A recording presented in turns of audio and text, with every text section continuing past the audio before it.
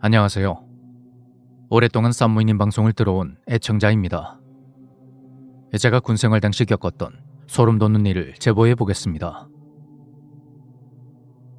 때는 2019년 4월.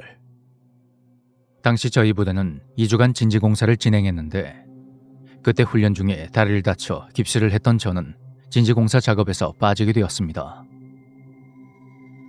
저는 훈련 대신 탄약고 근무에 투입됐는데 총 4명에서 2교대로 2시간씩 근무를 썼죠.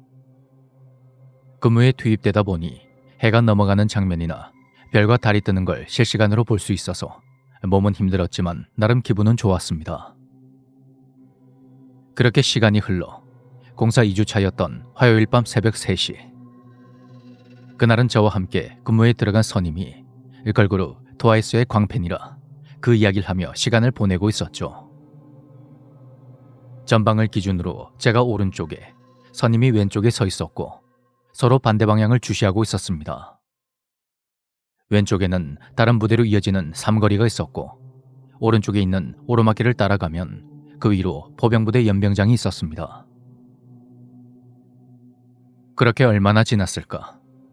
한참 동안 이야기하던 선임이 갑자기 말을 뚝 끊더니 가늘게 떨리는 손으로 오르막길의 한쪽을 가리켰습니다.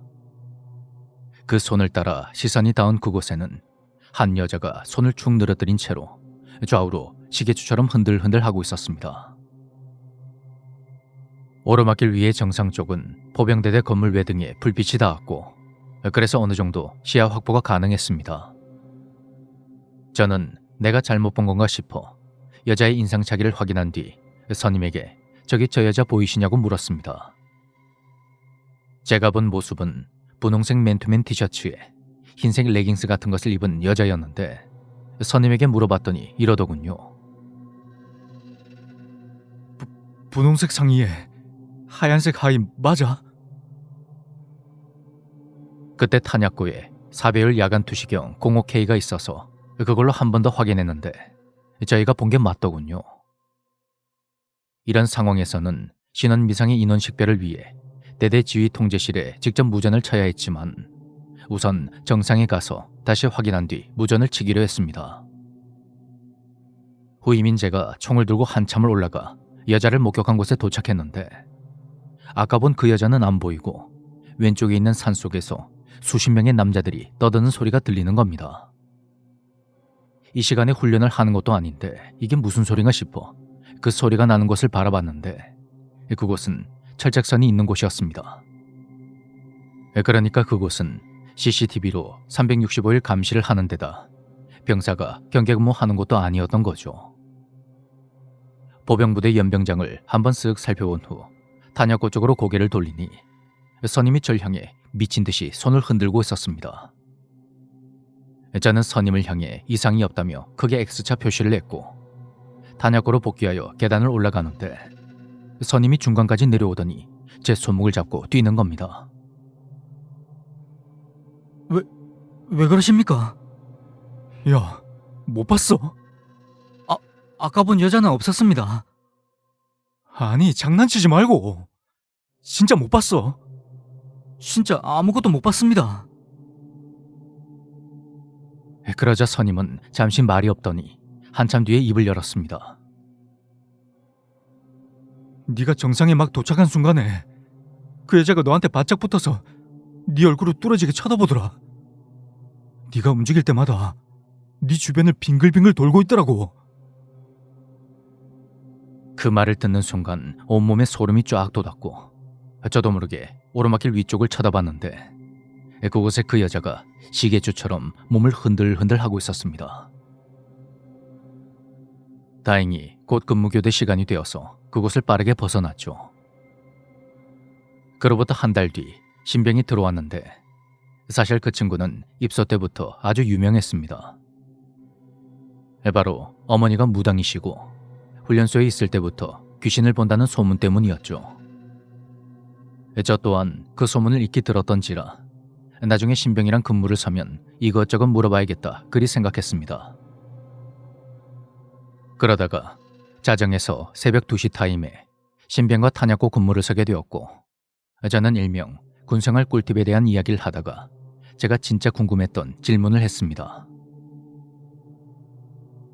야, 너 귀신 보인다면서? 그거 진짜야? 네, 그렇습니다. 이상하게 생각하시겠지만 보입니다. 그래? 야, 그럼 저기 오르막길 위쪽에 한번 봐봐. 저기 뭐가 보이냐? 그러자 신병이 놀란 기색 하나 없이 담담한 목소리로 그러더군요. 여자랑 아이가 보입니다. 그래? 뭐 하고 있는데?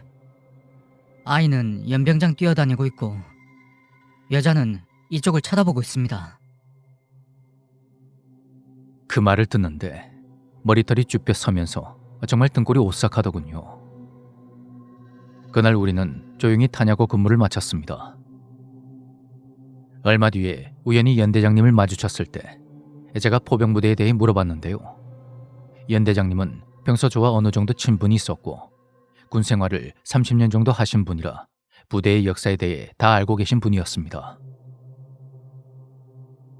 저 연대장님, 저기 포병부대는 원래 옛날부터 이렇게 같이 있었습니까? 아니, 저기 원래 민가였는데 부대를 확장한 거지. 그럼 저 자리에 민가가 많았습니까? 아니, 저기 위치상 많진 않았지. 내 기억으로 저기 마지막에 남은 집이 한 채 있었는데 그 집에 불이 나서 결국 거기를 허물고 보병부대를 만든 거다. 불이 났다는 말씀이십니까?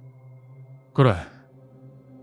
집이 전소될 정도로 크게 났었다고 들었는데 거기서 어떤 여자가 남편 없이 홀로 어린아이를 키우고 있었는데 화재 때문에 사망한 걸로 알고 있다. 그런 연대장님의 말에 저는 아무 말도 할 수가 없었습니다. 그럼 제가 봤던 게 혹시